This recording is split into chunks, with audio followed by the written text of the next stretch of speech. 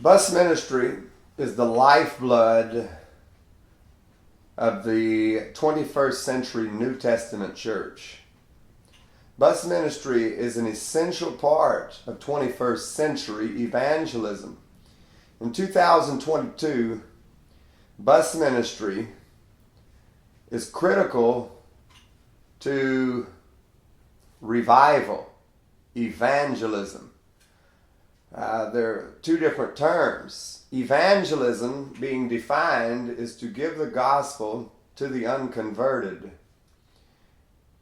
Revival, the letters R-E in the prefix of a word, means to do it again. Vive is life.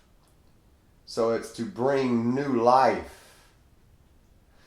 When you get involved in bus ministry, it brings new life to you. It creates a revival in you. It creates a revival in the church. It creates evangelism in the city. The church is there to evangelize the city.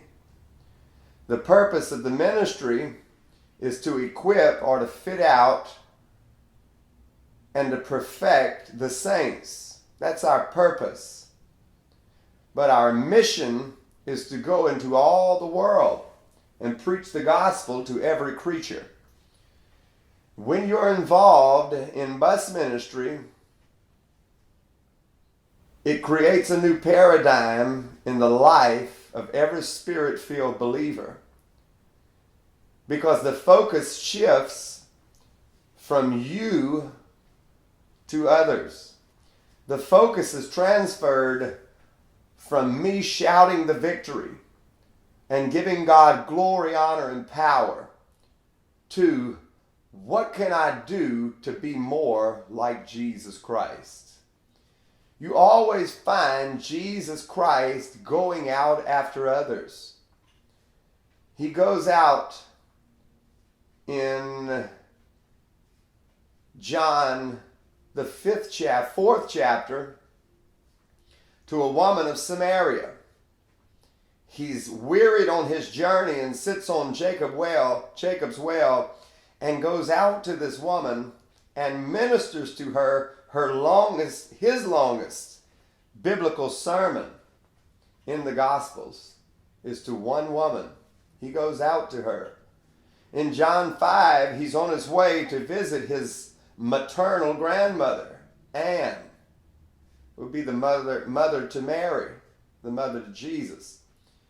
And outside of St. Anne's Cathedral, present day, is the pool of Bethesda with 5 porches. It goes deep into the earth. And Jesus finds a man who's been there for 38 years carried because of a disease in his body. Jesus goes out of his way, takes family time out, and goes out to this man and ministers to him, performs a miracle in his life.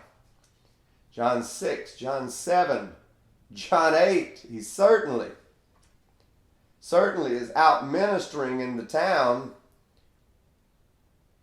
And because he's been going out to others, the religious world brings a woman to him, thinking that they would see blood and they would get to murder this woman.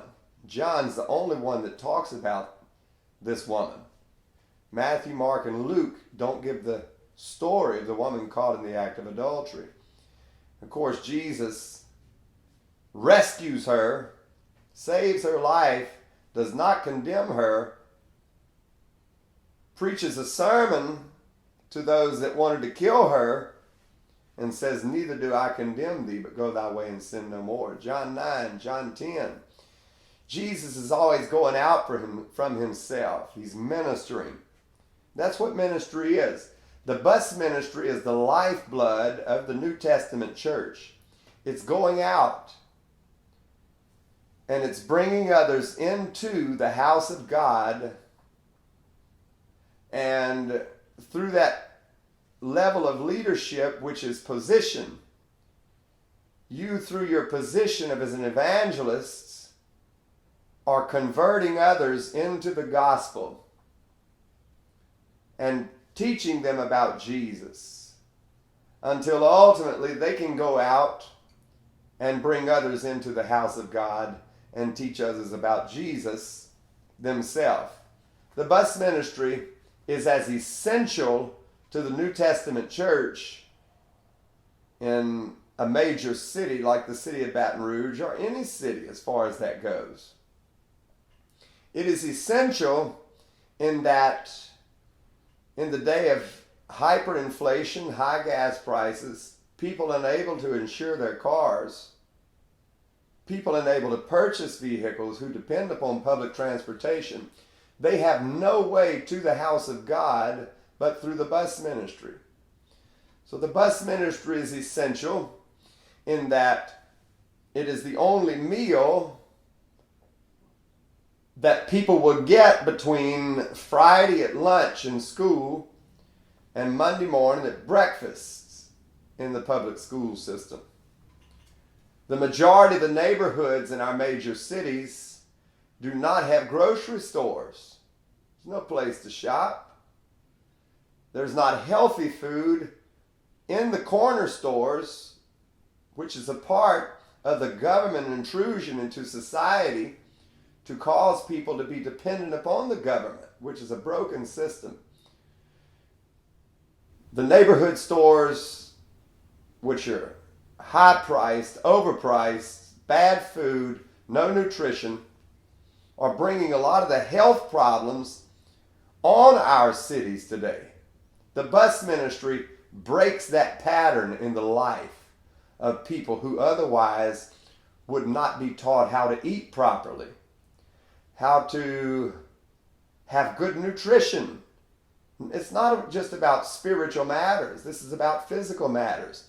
This is about familial matters. This is about financial matters. This is about secular matters, occupational matters.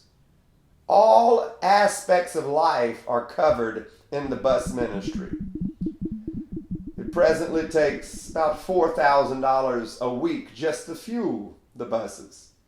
Bus insurance is about $84,000 annually. That goes up with every new bus purchase. The average tire, if it's a rear tire, a bus has 6 tires. The average tire for a rear is $450. They time out before they wear out. You can't run a tire over 10 years old.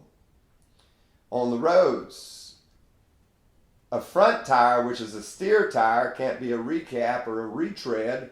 It has to be a new tire, which is about $650. Some are as high as $1,300. Then you add into that bus maintenance, and then filters and oil and air conditioners. Bus ministry is the most financially, we spend more financially on the bus ministry than any other aspect of the church. More on maintenance, more than lawn, more than food, more than anything. Bus ministry is our number one evangelism tool that we use to bring souls to Jesus Christ. And what happened in March of 2020 when the government wanted to close down the bus ministry? One of the arguments that the state used against us in the Supreme Court was that we unrepentantly, flagrantly went out into the community and bussed people in. They made that point. We bussed people in. We used it as a positive. I've never heard anybody preach a better sermon on bus ministry than the governor's attorneys when they were talking about how we unrepentantly ran buses. I was so proud to hear them fighting in our defense, because the devil hates the bus ministry. The government hates the bus ministry. Why? Because we are destroying the government's agenda. It's an antichrist agenda. It is an anti-biblical agenda. It's an anti-God agenda.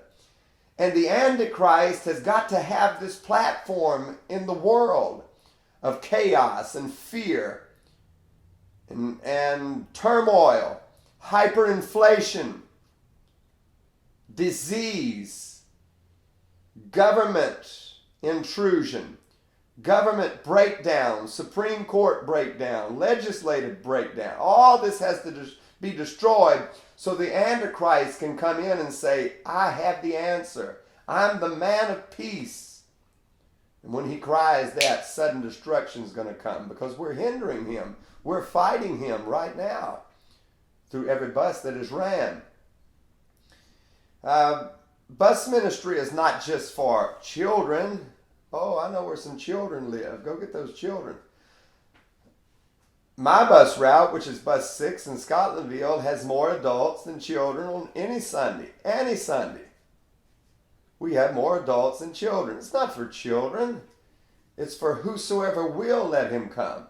We don't target children anymore than we target a race, than we target a certain neighborhood. We don't target any age group, any nationality, any level of income, any level of education, any status quo. We unquo all that. Buses only run in impoverished city buses. Public transportation only runs in impoverished areas of our cities. Why?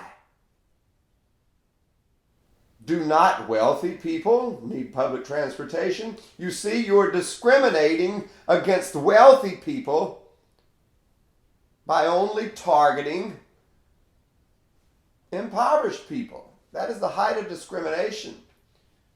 And the more equal you want to make things, the more discriminatory you become as the government. Of course we're anti-evil government. The bus ministry goes to every street in the city, every neighborhood in the city, every college in the city, every square inch of the city the bus ministry reaches to let people know you're not too rich that you don't need God. You're not so poor that you can't have God. You're not so educated that you don't need God. You're not so undereducated that you can't get God. It's for all, whosoever will, let him come. In Luke 14, Jesus gives the parable of the bus ministry. You go out. If they won't come, you go get somebody that will come. And you'll find out that right now we're at over 30 buses. Probably be at 40 before the end of the year, hopefully. And come Revolution on Saturday, which would be July 2nd, 2022, you're going to find out about bus ministry. And you're going to see it firsthand. How to do it, how to make it happen, how to make it prosper, how to dig it up in your city, how to be a soul winner, second to none, how to make the devil mad 7 days a week, 24 hours a day. It's a war we're fighting. Bus ministry. You have to be one to know one. We'll see you soon.